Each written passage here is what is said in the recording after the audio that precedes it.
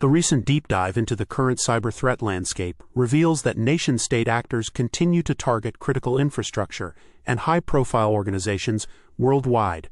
Among these actors, the Russian and Chinese intelligence agencies are notably active, with emerging campaigns that employ advanced stealthy techniques designed to infiltrate complex networks. One of the most concerning developments is the sophisticated espionage and sabotage efforts by Chinese state-sponsored groups focused on undermining Western industrial and governmental systems. These threat actors are leveraging a blend of zero-day vulnerabilities, weaponized exploits, and social engineering to gain persistent footholds within target networks. For example, recent reports detail how Chinese-linked cyber espionage groups have been exploiting previously unknown zero-day vulnerabilities in enterprise software. They specifically target vulnerabilities in supply chain components and cloud identity services to escalate privileges and move laterally across networks undetected. These campaigns often involve custom malware tailored to evade traditional signature-based detection tools, making their detection particularly challenging. In addition, these groups actively use underground forums to purchase or share weaponized exploits, including those that bypass modern security defenses like secure boot protections and multi-factor authentication.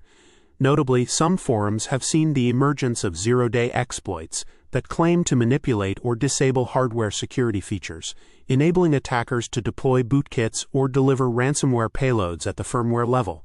One recent campaign involved weaponized UEFI firmware vulnerabilities that allowed attackers to deploy bootkits capable of bypassing secure boot mechanisms, similar to the new hybrid Petya malware detected by ESET researchers.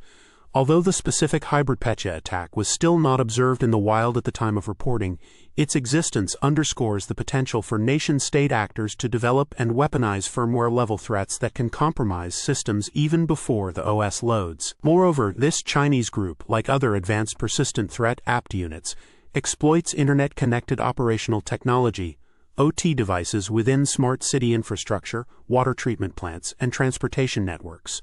They do so using spear phishing, supply chain compromises, and exploiting obsolete or poorly secured legacy systems, leading to widespread operational disruptions or data exfiltration.